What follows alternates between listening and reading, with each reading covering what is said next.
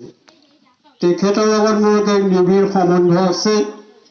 আমি বিভিন্ন সভা সমিতিত বা বিভিন্ন চৰকাৰী নীতি নিৰ্দেশনা অটুট ৰখাৰ ক্ষেত্ৰত আমি একেলগ হৈছিলোঁ। গতিকে তেখেতৰ সেই বিদায় মুহূৰ্তত উপস্থিত হোৱাৰ মানসিকতাৰে ইয়াত সমবেত হৈ হ'লোঁ।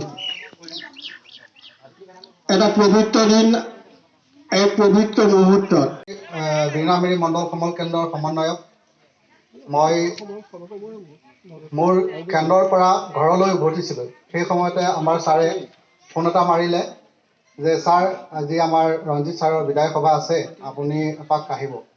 গতিকে মই আৰু ঘৰলৈ যোৱা ৰাস্তা সলনি কৰি ছাৰৰ বিদায় সভাখন কেনেধৰণে উপস্থিত থাকি ছাৰক এই বিদায়খনত ছাৰক শুভকামনা যাচিব পাৰিম, সেই উদ্দেশ্যে মই ঘৰলৈ নগৈ মই ছাৰৰ সভাখনলৈ উপস্থিত হোৱাৰ উদ্দেশ্যে মই আহি ইয়াত উপস্থিত হ'লোহি।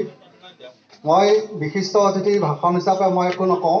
মই এই সভাপতি মহোদয়, সন্মানীয় অতিথিসকল, আইমাতৃসকল আৰু মৰমৰ ছাত্ৰ, মই বৰ বেছি কথা নকওঁ, খুব চবুকে কেইটামান কথা আগতীয়াকৈ। প্ৰথম কথা হ'ল, শিক্ষক হোৱাটো সহজ, কিন্তু এজন সফল শিক্ষক হোৱাটো বৰ কঠিন। আমাক কোনোবাই এপইণ্টমেণ্ট দিলে, চৰকাৰে দিলে, মেট্ৰিক কবিতাত দিলে, বছ মই শিক্ষক হৈ গ'লোঁ, মাষ্টৰ। কিন্তু এজন শিক্ষক হিচাপে যিটো মোৰ দায়িত্ব, সেইটো কিমান দূৰ পালন কৰিব পাৰিছোঁ তাৰ ওপৰতে নিৰ্ভৰ কৰে শিক্ষক জীৱনৰ সফলতা।